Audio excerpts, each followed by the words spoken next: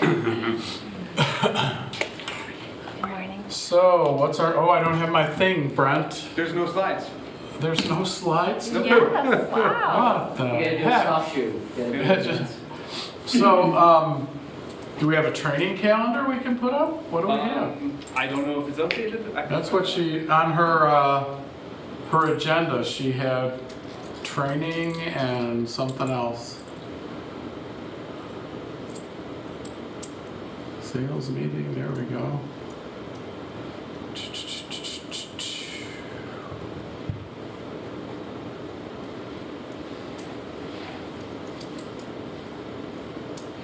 There we go. So, whoa, hello. So we are in this week. So Remax of Michigan golf outing today, agent boot camp tomorrow, Fenton sales meeting on Thursday, nothing on Friday. Encourage you can participate in the agent boot camp and go to the Fenton sales meeting via Zoom or show up in person if you'd like. Take a picture so you know where it's at. Everybody has their phone, take a picture. All right. Next, Brent, whatever she had, I think was maybe you.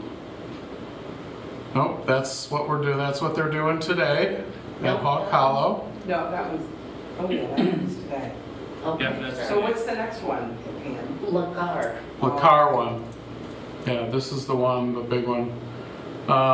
Here's your recruiting incentive that you're hopefully aware of. I'll get you a check card for that. Then let's all join in the app, the Remax app. We have our own Marissa, who's like the champion of doing the Remax app. I showed you this last week, but she's #1 out of 80,000 Remax agents in US and Canada. That's pretty impressive.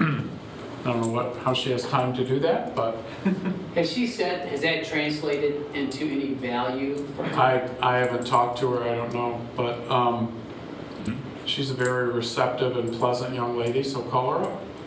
Yeah. Marissa Mayberry in Fenton. She'd be happy to talk to you about it and what benefits she's getting out of it. I haven't heard anything about what's up with RealComp next, Brent. I think all of this is just from. Yeah, this is stuff, this is already passed, so we'll continue. Remember our good friend Lisa. And as I said go back to Lisa real quick. Her sessions through the end of June are paid for. So you got like this week and next if you want to sign up and get a paid for session.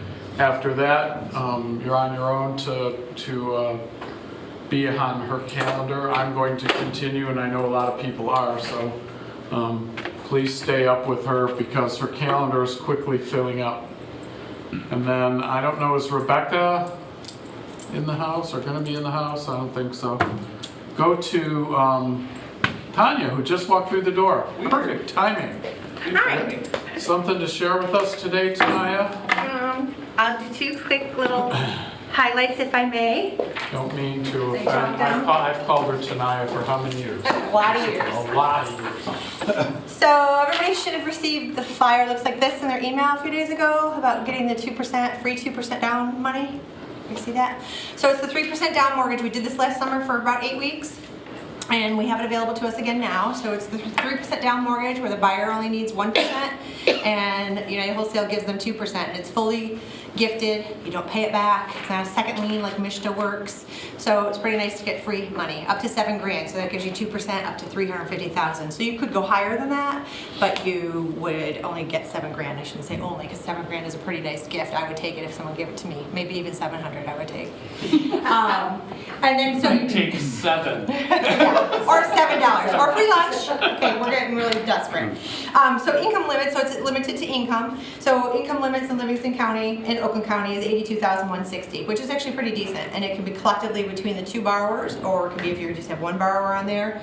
Unlike rural development, we don't have to count the household income. So if you have one person on the loan, the other person's not, doesn't matter. We don't care. So that's a pretty good program.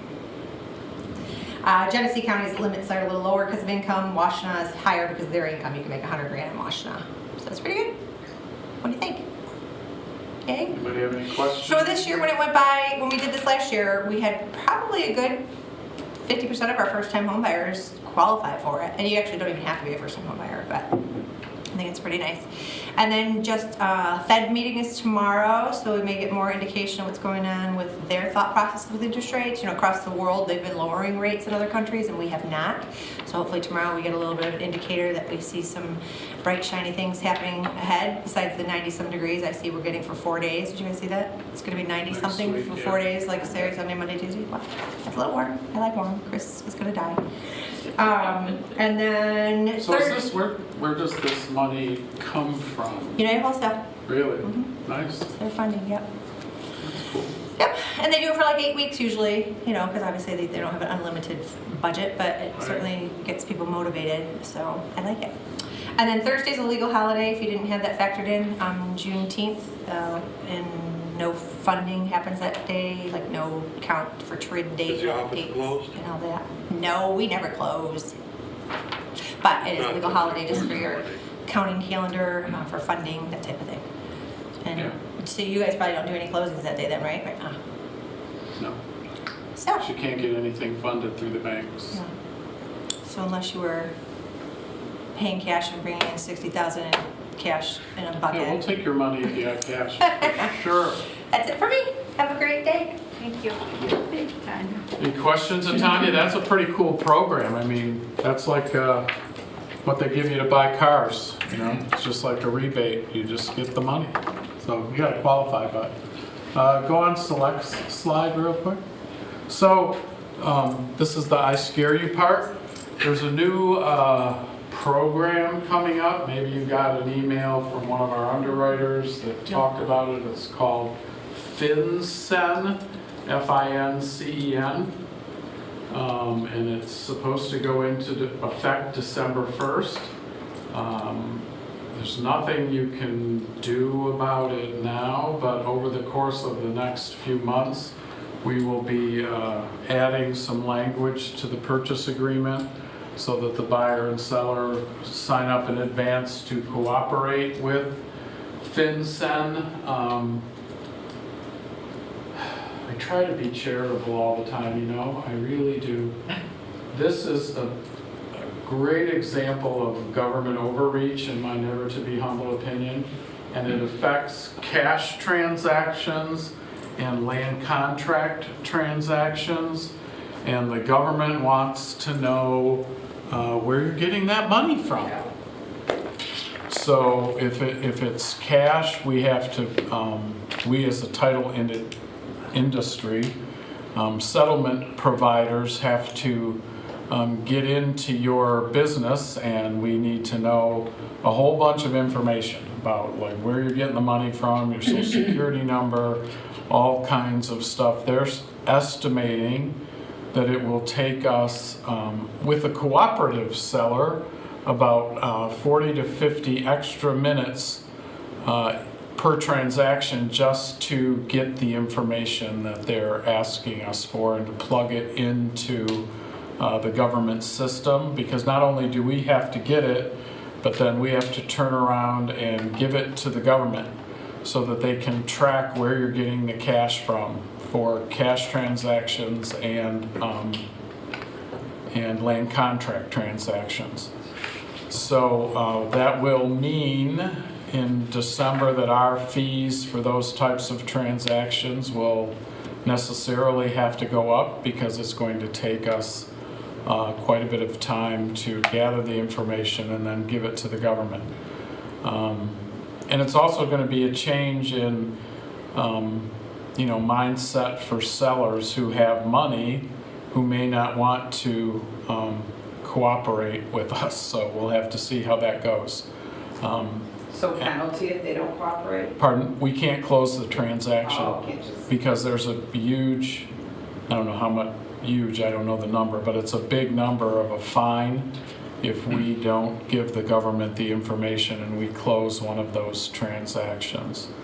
And they're talking about land contracts, purchase money mortgages, So as an example, if a parent wanted to do a land contract or a purchase money mortgage for their kid, we have to gather all the information from the parent about where they got the money from and how it got to us, and give the government their social security number, and as well as some other information.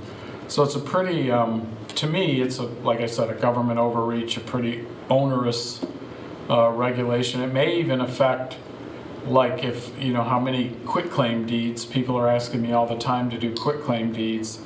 Quitclaim deeds for the purposes of estate planning are exempt from the regulation, but any other quitclaim deeds are not exempt.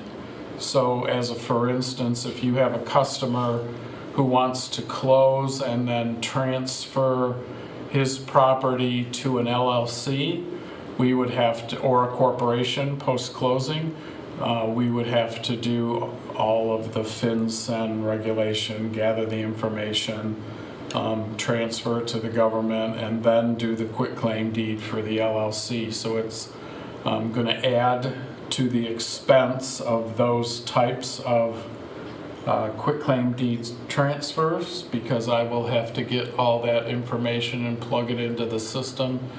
So where a quitclaim that we've usually done for estate planning purposes, and that's most of them that I do, but occasionally somebody will ask me to put it in an LLC or a corporation.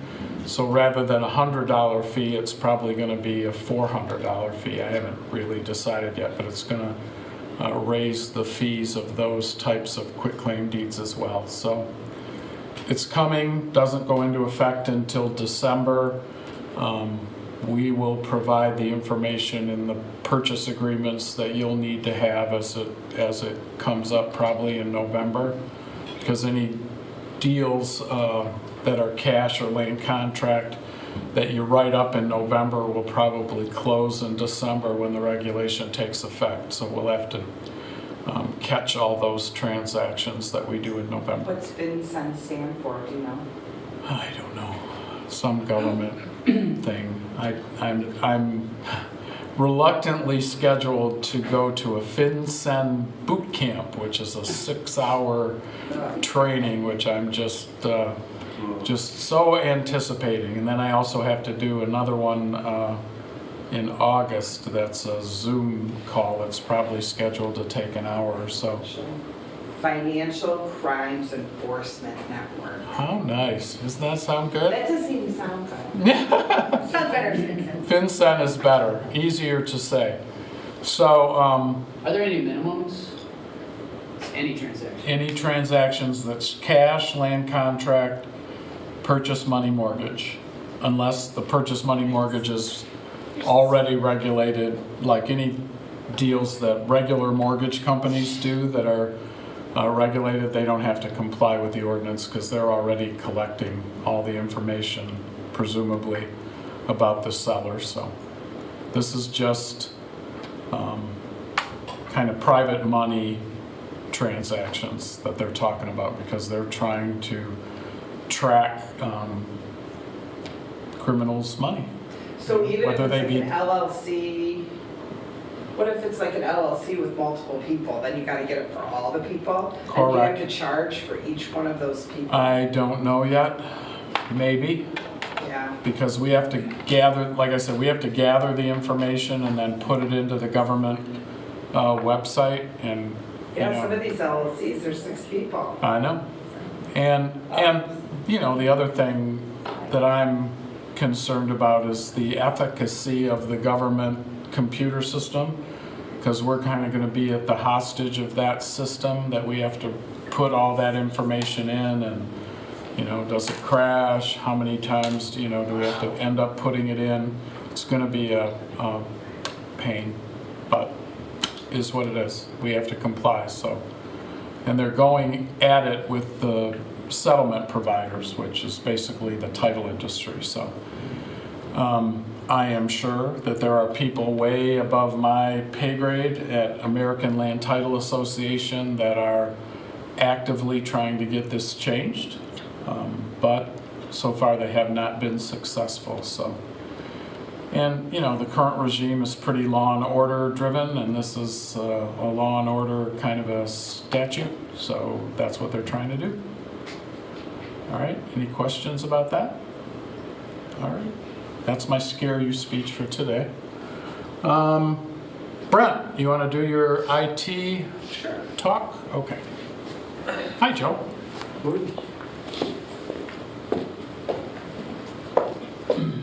So I don't have any slides to show you, but yesterday I sent out an email to everybody using the Wolf Connect system just to let everyone know to be on top of passwords. About 3 weeks ago, they discovered an entire treasure trove of unsecured passwords. It was 184 million passwords stored in a file that wasn't encrypted on someone's server somewhere. So basically a hacker had all of that information and then he stored it somewhere that wasn't secure, and somebody found it, and then they turned around and made it public to everybody. So these were all new credentials that weren't exposed before, so it's a big deal.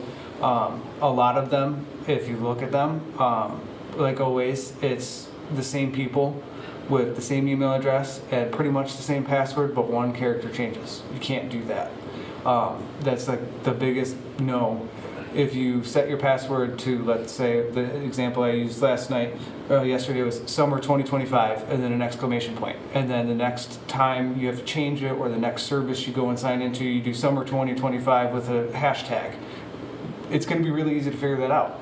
If one of those passwords gets compromised, then the people that have that password are going to go to every website and try all those variables that are super simple, 2025, 2021, whatever. So if you do that every year and they discover a password that's 10 years old and it says, you know, summer 2015, and they're going to try 2025 now because you have an obvious pattern that you use. So you need to break that. You need to make unique passwords, very unique passwords. So don't use the same thing in multiple locations like that. That's going to get you in a lot of trouble. So I just wanted to push out to everybody, you can change passwords. There's a lot of them out there now. So if you have any passwords that you're changing, don't use stuff that you've used before, no matter what. Your best thing to do is to make long chains of passwords, like passphrases, instead of testing and then an exclamation point or something like that. Write a phrase that doesn't make sense. It's not something from a book, because no one's going to know what that is. That's the way to do it, but they put limits on it, so you're always at the helm of them. So. So we used to say 8 characters, well, now, capital letter, and a number. Or... And every place is different now. So the company I use for our network stuff, it has to be 12 characters, but Microsoft says 8. And some places say you have to have special character, a number, and a capital. Some don't care. You just have to have some of those, not all of those. So there is no standard format that you can use, unfortunately. I wish there was, but I mean, at the same time, if there was a standard format, then everyone would know what to look for. So it keeps us safer that there isn't a standard format. But password managers are your friend. If you don't want to remember them, make sure you use reputable ones. I use 1Password. They're the only ones that haven't been hacked since 2020. So Google has a built-in password manager, but like I said last night, if you put a Chrome extension, a nefarious Chrome extension on your Chrome profile, now all the passwords you have saved in your Google Chrome password manager may be leaked. So it's not the best thing to use and rely on for very important passwords. So. Also, if two-factor authentication is an option. Yes, good. always use two-factor authentication. And apps are better. If you have the option to use an app for the authenticator instead of a cell phone number, like a text message, that is better. People can clone your cell phone. Everybody knows that. They do SIM cloning and all of that stuff that's been going on for years. So the text message is not the best option. If you can use an authenticator app, that is a better option. Any suggestions on an authenticator app? We use Microsoft Authenticator here because we have Microsoft accounts. We use Microsoft for our email and everything, so that allows us to just use one authenticator for everything. Google has their own as well, and there's a couple other, Zoho is another brand that does identity stuff, so they have an authenticator. There's lots of authenticators, but most of them are universal, so you can use your Microsoft Authenticator with Google, and you can use the Google Authenticator with Microsoft. You just have to add the application and the account into it through their process, and then you should be good to go. Any other questions? Cool. What do you think about the new Trump phone? Do you have, Notice it's made in China. that's funny. Do you have the market stats? I didn't get any fresh ones, so if there's anything out there, it'll be the ones from last week. Okay, so we won't show those. Joe, do you have anything you would like to talk about? Not really. All right, go get a listing, as they say. That's all we have for today. Thank you. You're welcome. Anytime.